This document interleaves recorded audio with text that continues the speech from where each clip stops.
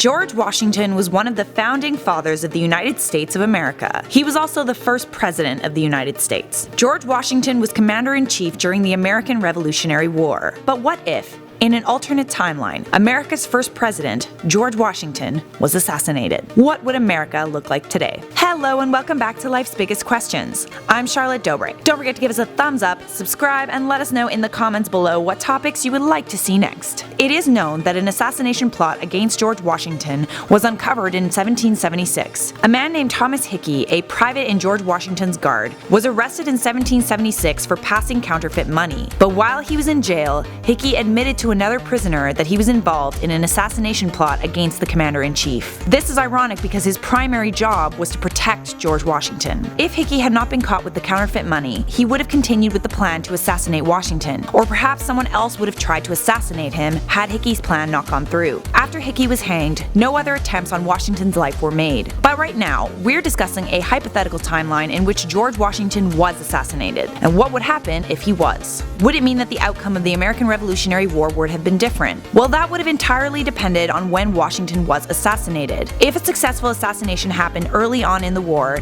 it is likely that the revolution would not have continued in the way that it did. If George Washington was killed, someone would have to take his place, but not without a struggle for power. Either Horatio Gates or Benedict Arnold would have assumed the role of commander-in-chief. Gates was known to be somewhat incompetent, so if he took over the revolution, it would have been disastrous. But Benedict Arnold could have reasonably continued the revolution without George Washington, and led the Patriots to victory. Benedict Arnold was a brave and skilled soldier who spent much of his own money on the war effort. He was bitter toward the Continental Congress because they denied him a promotion and did not properly credit him for his accomplishments. Because of this, he decided to change sides. Perhaps he would not have been a traitor if he had become the leader of the army, but still, his actions make us question the outcome of the war had he been the leader. If George Washington were killed later on down the line, after Arnold had switched sides, he could have been succeeded by Nathaniel Greene, who was Washington's most gifted and dependable officer. Greene could have easily led the Continental Army to victory without George Washington included in the equation. But George Washington was a leader, not necessarily valued for his military efforts. His leadership was necessary to set up a US presidency. Washington was not the president until 1789, so if he died before that, he would not have become America's first president. Without George Washington, the entire history of America,